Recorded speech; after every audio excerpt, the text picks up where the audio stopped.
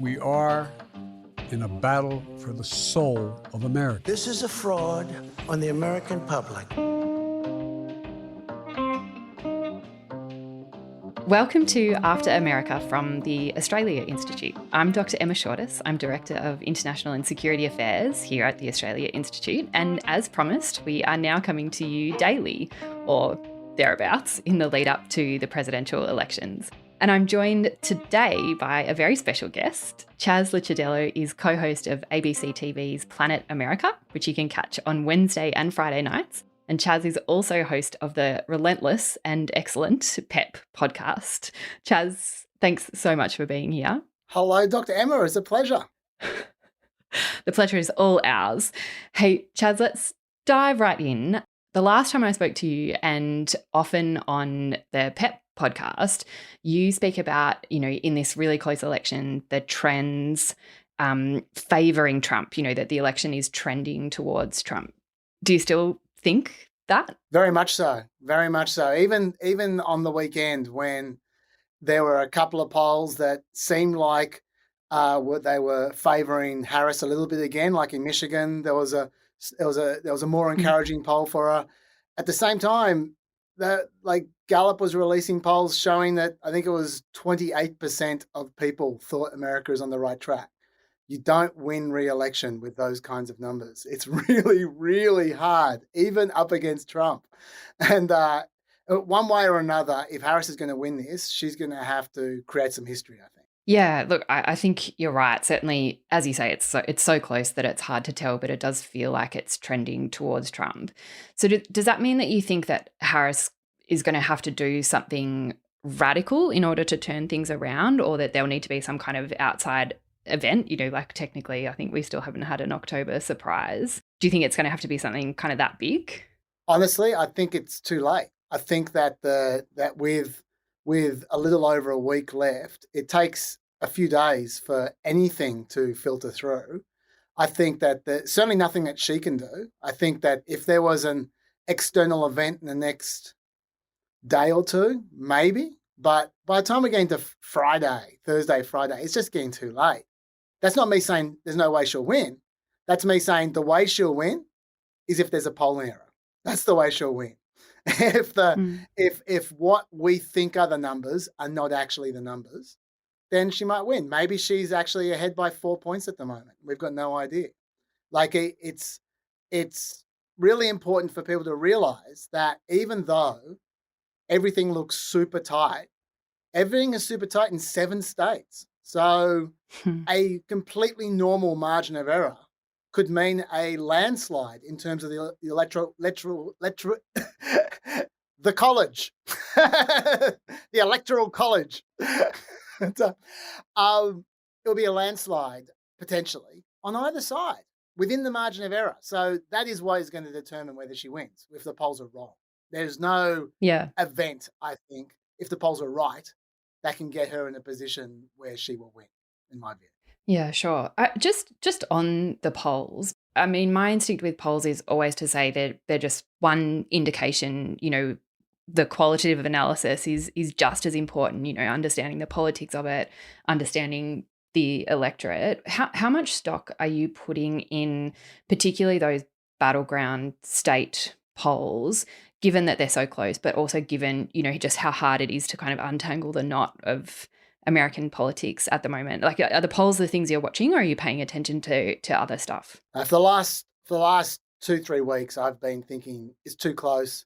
The polls aren't going to tell us anything for the reasons I just said. The average margin of error over the last couple of decades in state polls in America is 5 points. They're well within 5 points. It's huge. Yeah. So from my perspective has been for the last probably 3 weeks, I've been looking at polls for issue polling, for tactical issues, for demographic questions. But in terms of the actual who is ahead, who isn't ahead, I gave up on that 3 weeks ago. I think we are within the margin of error, and that's where we're going to stay. And it's just a question of how big that error is. We'll find out.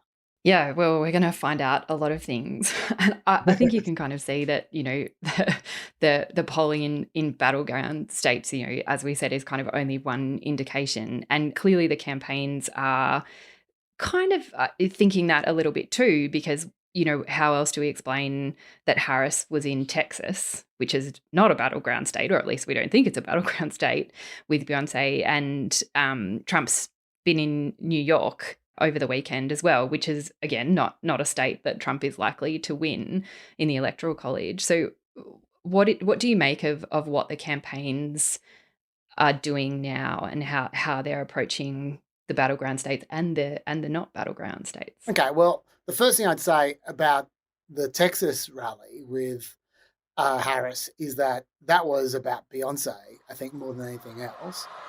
We are so happy to be standing here on this stage as proud country Texas women. I'm not here as a celebrity. I'm not here as a politician. I'm here as a mother. A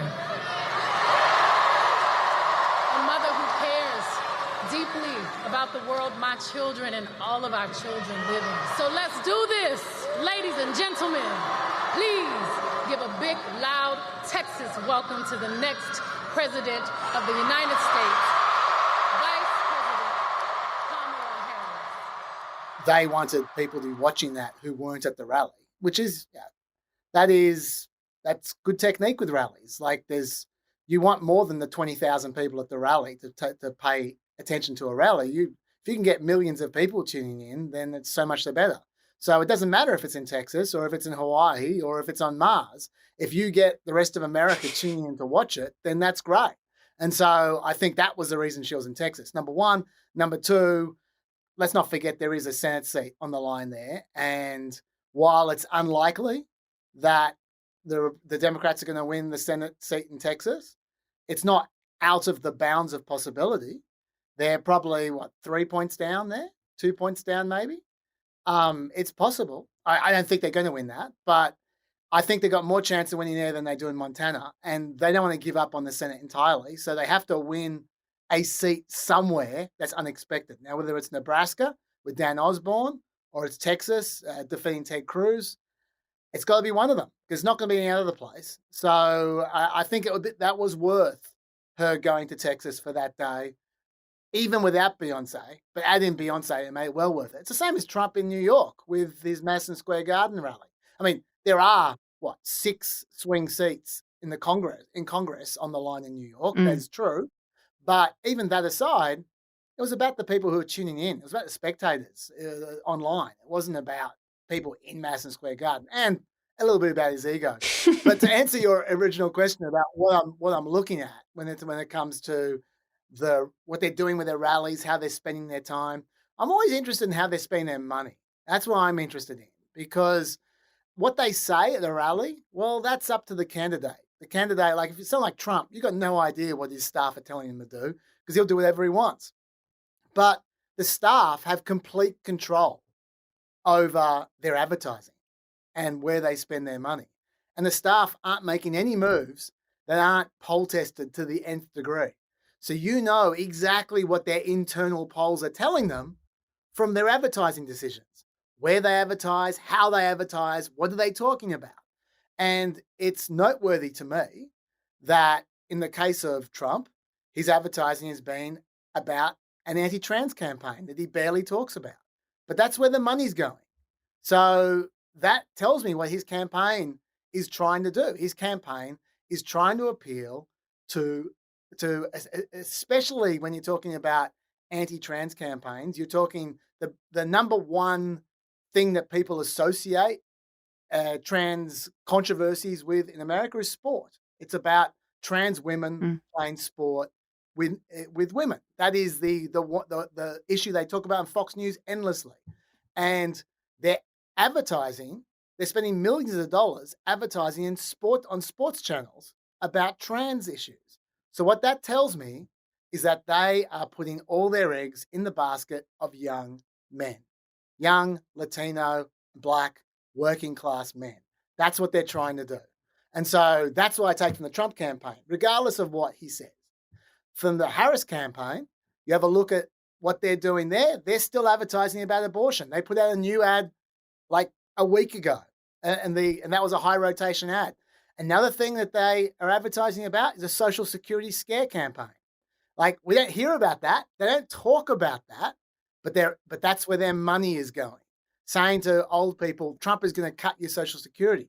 So what that tells me is that they're going for women and they're going for old people, and they're going as hard as they possibly can. So that's what I look for. I don't look for what they say they're doing. I look for what they're actually spending their money on. Yeah, which is such an important way to do it. And especially with Trump, where the money is coming from is important as well. I wanted to ask you, in addition to that, how you think Trump's New York rally event, whatever we're calling it, at Madison Square Garden fits into that appeal, particularly to men, kind of given the lineup and given the rhetoric. Who's going to stand up and say the cartels are gone, the criminal migrants are gone, the gangs are gone, America is for Americans and Americans only? No one respects her. No one trusts her. No one takes her seriously. Everyone knows she is a very low IQ individual. There's a lot going on. Like, I don't know if you guys know this, but there's literally a floating island of garbage in the middle of the ocean right now. Yeah. I think it's called Puerto Rico. Okay. All right. Okay. We're getting there. Now, again, normally I don't follow the national anthem, everybody. This isn't exactly a perfect comedy setup. I also really wanted to ask you about the reaction to that event and the way that it's being characterized, because I know you're really careful about the way people respond to Trump and take what he's saying. So I'm really interested in your reaction to the reaction. Sure. Well, first of all, I mean, there's no doubt that the Madison Square Garden event is very consistent with what I just told you, in that there wasn't a lot of appealing to women there. I got to say, like, Melania, maybe, but we're talking 5 hours worth of speakers, and I'd say 4 hours, 45 of that 5 hours was dedicated directly to young men. So it was pretty clear where they're pitching. In terms of the reaction to it, I would say, I'd divide the reaction into two separate areas. One is all the Nazi talk, and my honest opinion about that is it's garbage. Like, I'm not talking about John Kelly's story about Trump saying he wanted Hitler's generals. I'm not talking about that. I'm talking about the Madison Square Garden rally as being some kind of analog for the Nazi rally in 1939, I think is garbage. Because if you have, like, there was an article, I'm going to rave about this on Planet America this week, so you get the sneak preview right here. There was an article in the Washington Post from Philip Bump going through the parallels, trying to make the case. And the parallels were things like, it was bedecked in red, white, and blue, and they played the national anthem.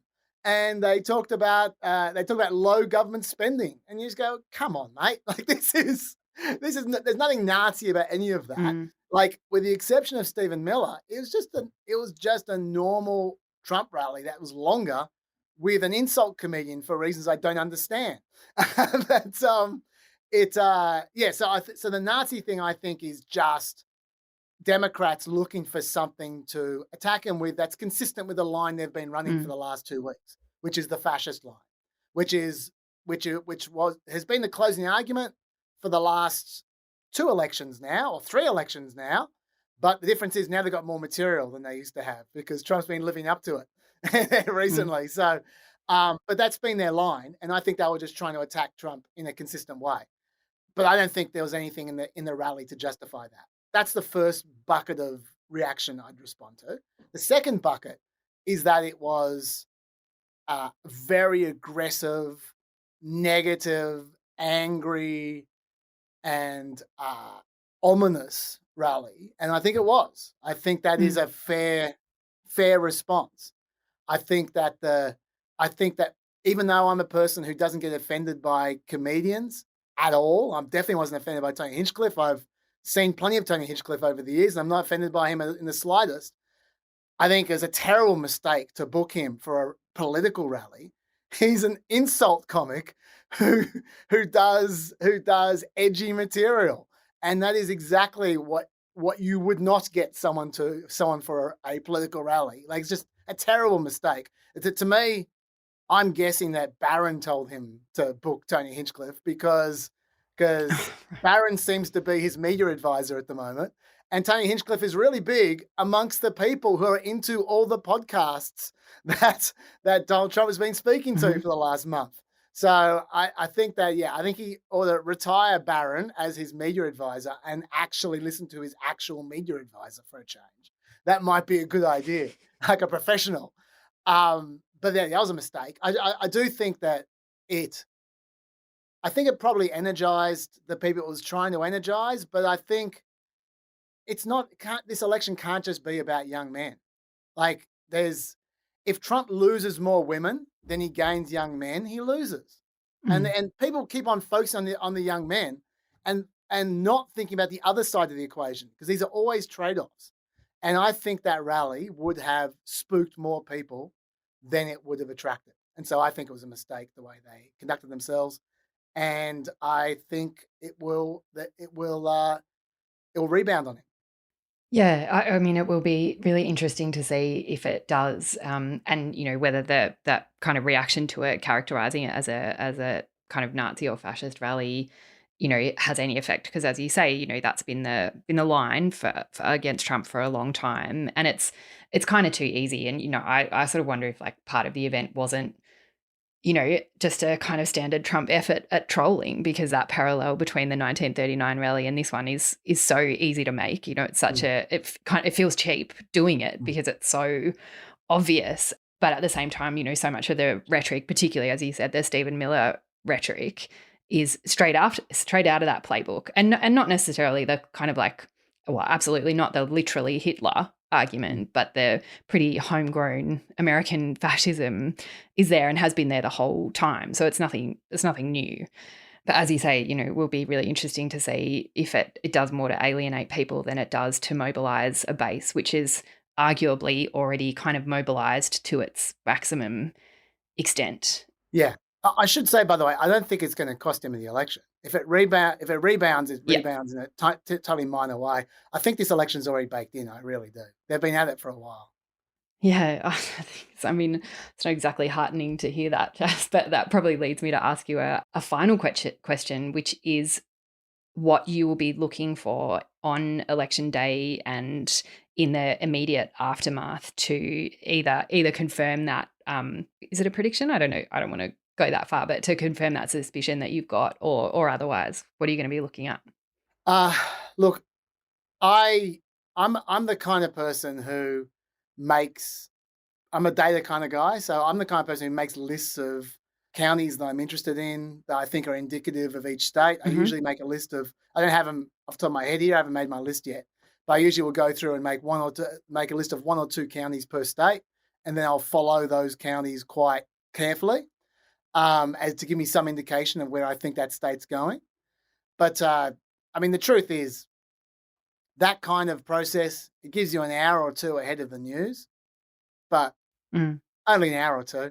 We'll all know which direction we're heading by the end of the night, because we're not going to know the actual winner at the end of the night, because this election is entirely about Wisconsin, Michigan, and Pennsylvania. And I'll tell you right now, Wisconsin and Pennsylvania are not going to have a winner, or even close to a winner, for days. That's the way they're set up. Their early votes aren't going to get, and their mail-in votes aren't going to get counted for days. So we're not going to have a winner, but we are going to know which way things are trending from some of the quick states. Like Florida will give us a great indication. If Florida is quite close, then you go, okay, Harris is overperforming here. Yep. And you can expect that to be reflected elsewhere.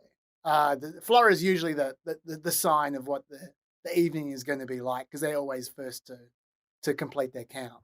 But so I'm just looking for counties, essentially. But the bottom line is, this is going to be weeks of arguing about some made up allegation or another, and there's the election, and then there's the post election, and dare I say, the post-election may be maybe more annoying than the election, and the election's been pretty annoying. Annoying is one word for it, definitely, Jess. We'll have to, I guess, wait and see how annoying it is and for how long. But in the meantime, thanks so much for joining us on After America. It's a pleasure. This episode was recorded on Tuesday, the 29th of October, and no doubt a lot will have changed since then. If you're enjoying After America, please help us spread the word by telling your friends about the show. You can find us on social media. We're at the Oz Institute, that's with an AUS, on Twitter and Instagram. And you can reach out to us with feedback and episode ideas via our email address, which is podcasts@australiainstitute.org.au. And if you want to hear more from the Australia Institute, you can subscribe for regular updates via the link in our show notes. Our music is from Blue Dot Sessions, and we'll be back tomorrow. I'm Emma Shortis. Thanks for listening.